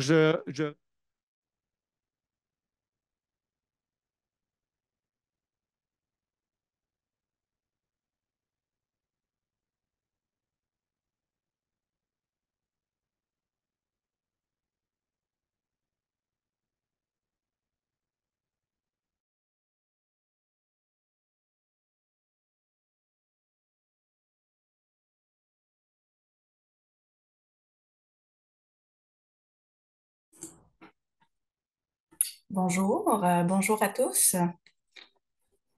Est-ce que vous m'entendez bien? Parfait, je vois des oui de la tête. Je vais faire ça brièvement. Dans le fond, je m'appelle Eliane Beauregard. Je travaille en communication pour la Ville de Montréal. Puis, on voulait aujourd'hui vous offrir la possibilité de participer aux tables de discussion, même si ce n'est pas possible qu'on soit tous sur place aujourd'hui. Donc, dans quelques instants, vous allez voir, vous allez être divisé automatiquement, aléatoirement dans des petites salles d'environ plus ou moins 8 personnes. Donc, pour participer, demeurez en ligne. Ça se peut que vous ayez à accepter ou ça va se faire automatiquement. Si vous ne souhaitez pas participer à cette table de discussion-là, vous pouvez quitter maintenant, puis revenir dans environ 45 minutes là, pour la suite de la présentation. Suivant.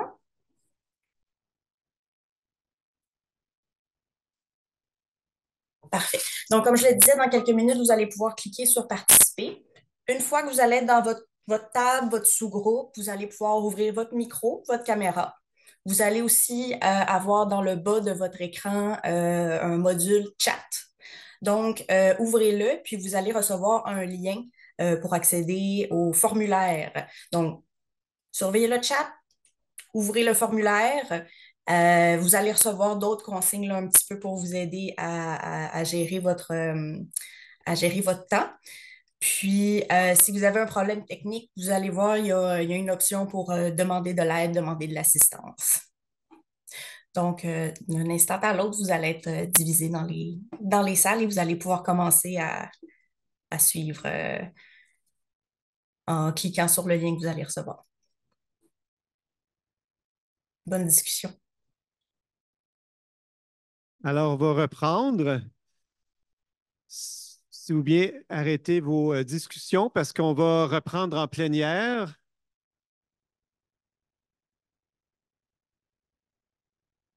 Alors, je vous demanderai un peu d'attention parce qu'on va reprendre en plénière et on va avoir des rapports de quelques tables qui ont été sélectionnées au hasard par Hugues et Cassandre tout à l'heure. Donc, on a des tables en ligne et on a des tables en salle.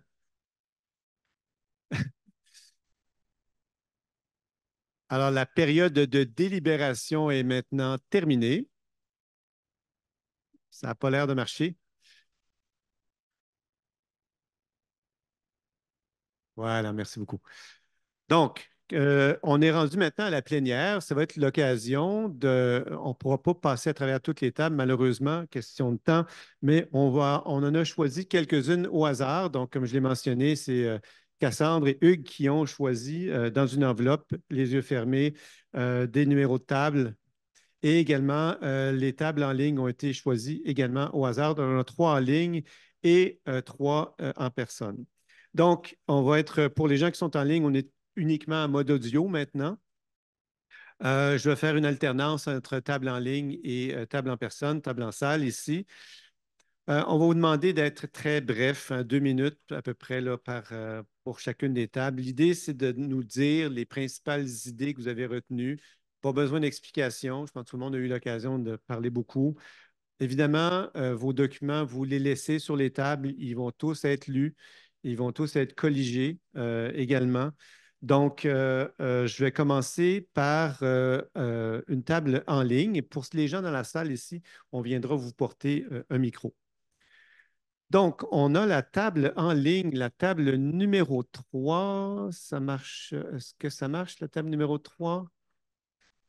Donc, la table numéro 3, c'est Philippe Mizutani. J'espère que je le Mizutani. prononce bien. Table numéro 3. Donc, comme je le mentionnais, vous avez à peu près 2 minutes pour nous donner les principales idées qui sont ressorties de votre discussion. Philippe, Parfait. allez-y.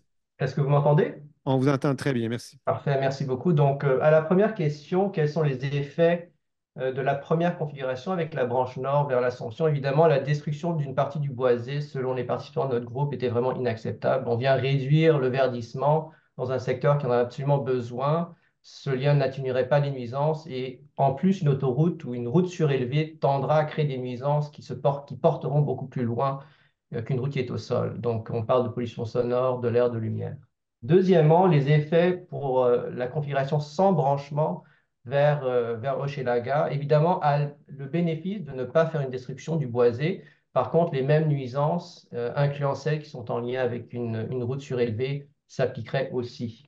Sur la troisième question ou la quatrième question, de ne rien faire, de ne rien faire, on pensait, aurait peut-être le bénéfice de limiter la capacité du port de Montréal et des acteurs connexes de se développer dans une vision qui semble actuellement maximiser leurs intérêts sans une sensibilité suffisante envers les habitants et le secteur. Donc, si je résume, à la fin, l'idée qui nous semblait la plus porteuse, c'était l'idée que ce lien pour accroître la fluidité vers le port et vers ce secteur et principalement au bénéfice du port et de Raymond et non pas des habitants. Donc, il nous semble évident que le développement proposé du secteur, notamment la proximité d'une gare de triage avec des habitations à moins de 100 mètres des habitations est une cohabitation tout à fait impossible.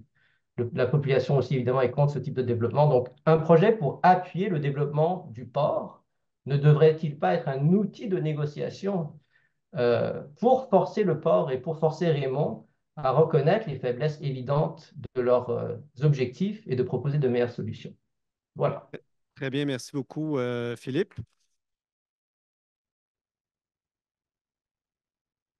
Alors, on applaudira pour être équitable à chacune des tables, quel que soit ce qu'ils vont mentionner, j'espère, pour l'effort, minimalement. Donc, en salle, maintenant, on a la table E qui est ici. Donc, si on veut bien aller porter un micro, encore la même chose, 2 minutes et demie, vos idées principales. Pas besoin de grandes explications, vraiment les grandes idées, là. Alors, allons-y. Ça prend le micro, par contre. Oui, merci. Encore? Encore une fois, oui. La régie, ici. Problème de micro, ben, je vais me déplacer. Ça va être plus simple. Merci. Donc, nous, on a eu une bonne discussion.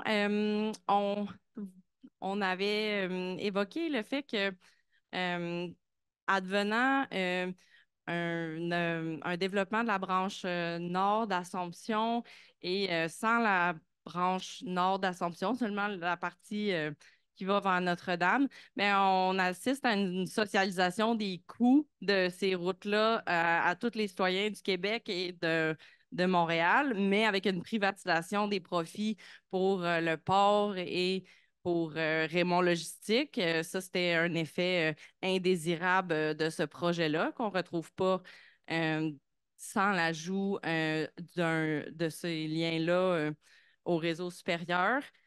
Sinon, on était en accord à notre table que c'est le quartier de Mercier-Hochelaga-Maisonneuve est déjà un quartier qui est aux prises avec des enjeux sociaux très importants d'itinérance, de pauvreté par rapport à la santé. Puis c'est un projet qui répond absolument pas à ces enjeux-là, puis qui est seulement pour un développement des industries puis du port. Donc ça, c'est un effet indésirable pour les gens qui y habitent. Sinon, est-ce qu'il y en avait un autre qui vous semblait important? Oui. Oui, ben c'est ça je répète ma collègue à côté, mais que la friche, c'est un des endroits un dernier des endroits libres du quartier, ainsi que le boisé Steinberg. Puis on était d'avis ici que c'est un endroit où on peut exister comme personne en n'étant pas des consommateurs, juste en étant des personnes qui peuvent se rassembler, puis ça, pour nous, c'est un effet absolument positif. Puis de venir ajouter des infrastructures routières pour le port et pour Raymond Logistique, ben, ça venait absolument nuire à notre qualité de vie comme personne, puis c'est pas souhaitable. Voilà. Ah, moi, c'est Marianne. Marianne? Merci beaucoup, Marianne, et la table E. Donc, on va retourner en ligne. Un petit port ici. Table 5, on a Jacob Boivin. Oui, bonjour, j'espère que vous m'entendez On bien. t'entend très bien, Jacob. Oui. Merci bien.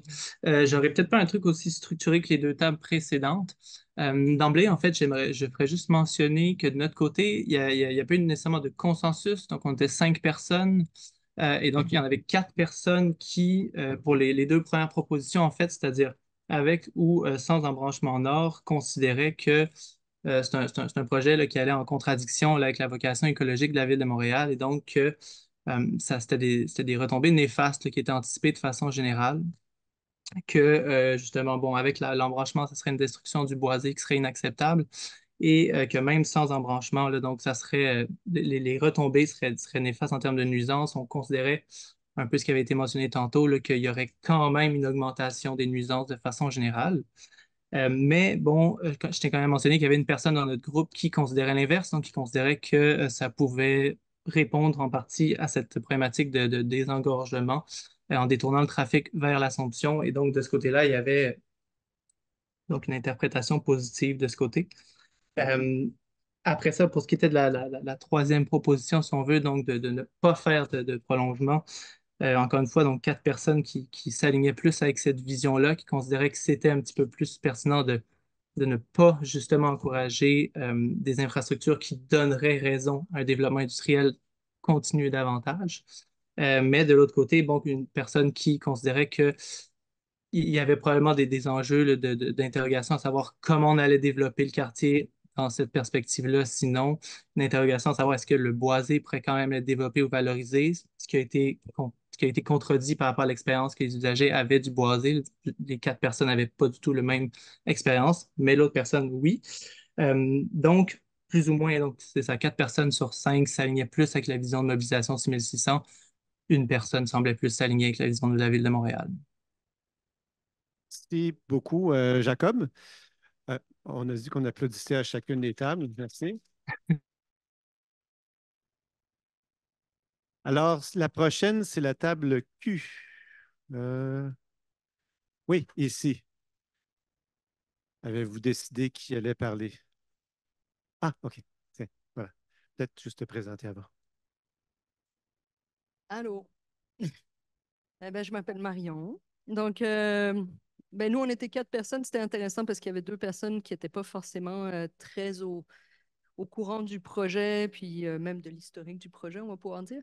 Mais quand même, le consensus était assez présent sur le fait que c'est ça, une perte d'espace vert. Donc, avec la branche nord d'Assomption, qu'il y aurait une perte d'espace vert, une perte des lieux qui ne sont pas des îlots de chaleur, une augmentation de la présence d'autoroutes et de ce que ça inclut en termes de trafic, en termes de bruit.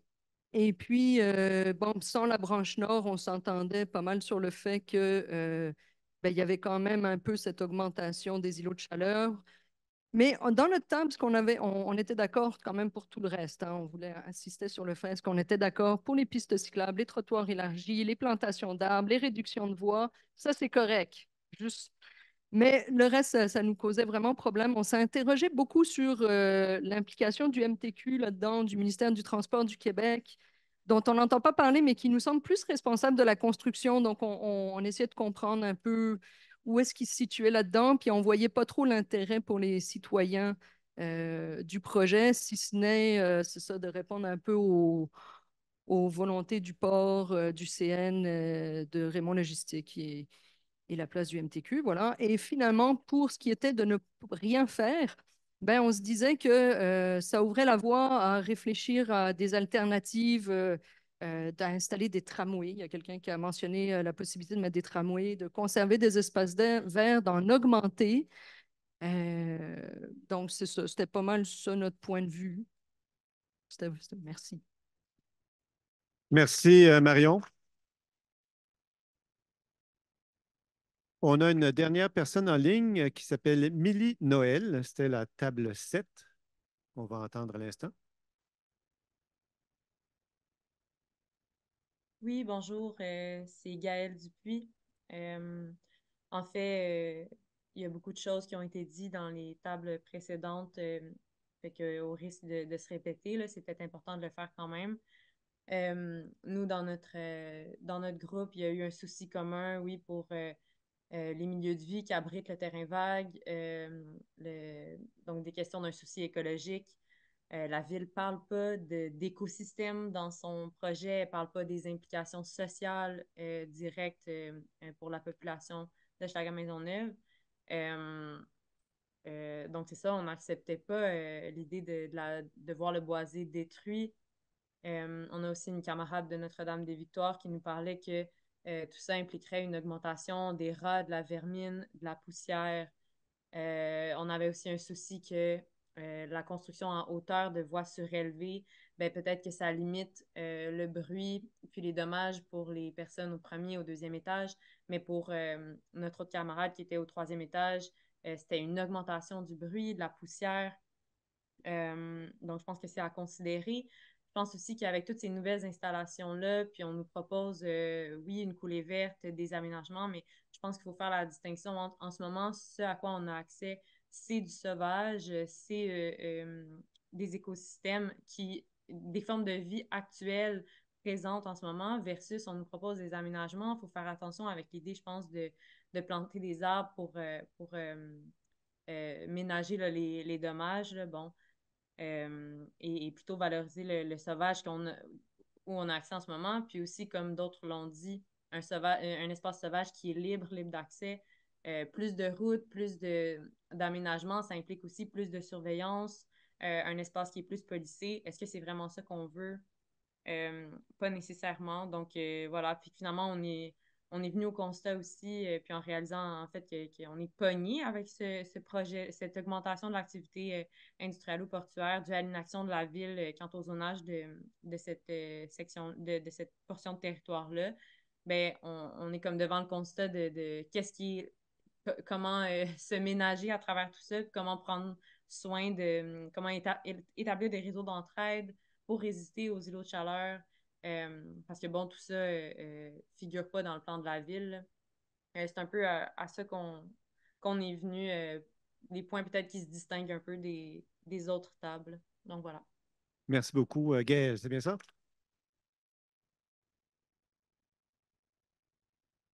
Alors, on termine avec la table M. Oui, alors on ne sera pas novateur. Oui,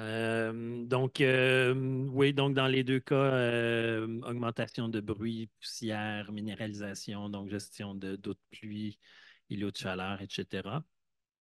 Une chose qui n'a pas été mentionnée, on s'inquiétait à notre table qu'il y ait une augmentation de la circulation sur Assomption et Hochelaga, puis que tout le quartier Todd Assomption soit vendu comme un quartier finalement avec un accès rapide au réseau autoroutier plutôt qu'un quartier centré sur l'utilisation des transports collectifs et actifs. Qui a aussi, avec la branche nord, des liens possibles là, entre Notre-Dame-des-Victoires et Viauville qui seraient brisés. Et puis, sinon, donc, sans l'ajout d'un lien au réseau supérieur, la- la- ça vient limiter la croissance des activités industrielles portuaires, des meilleures connexions, des économies de millions de dollars de fonds publics, et puis la préservation d'un milieu humide et de terrain perméable. Merci.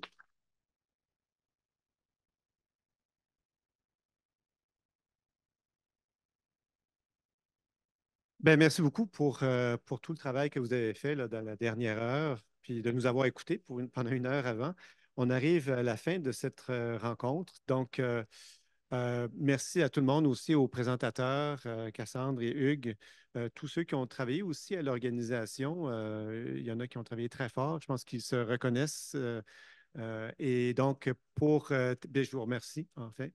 Et pour conclure, je vais passer la parole à Sophie Mozerol qui va conclure cette séance. Merci beaucoup, Jacques. Je vais faire ça super short and sweet. Merci beaucoup d'avoir été là en si grand nombre. On va mettre dans les prochains jours en ligne le sondage. Fait que si vous voulez continuer la discussion, n'hésitez pas. On a vraiment hâte. Là, on va récolter toutes les notes qui ont été prises sur les tables. Donc, on va pouvoir. On a bien hâte, en fait, de lire vos préoccupations, de lire vos commentaires. Ça a été quand même très riche, là, les échos qui sont ressortis des tables. On ressent un grand désir de s'approprier le territoire, un grand désir d'espace citoyen. Donc, on va s'assurer d'essayer d'y répondre au mieux avec les outils qui sont à la disposition de la ville. Mais donc, c'est un début. N'hésitez pas à nous interpeller n'importe quand, puis au plaisir de vous recroiser dans les prochaines semaines, mois. Merci beaucoup d'avoir été là.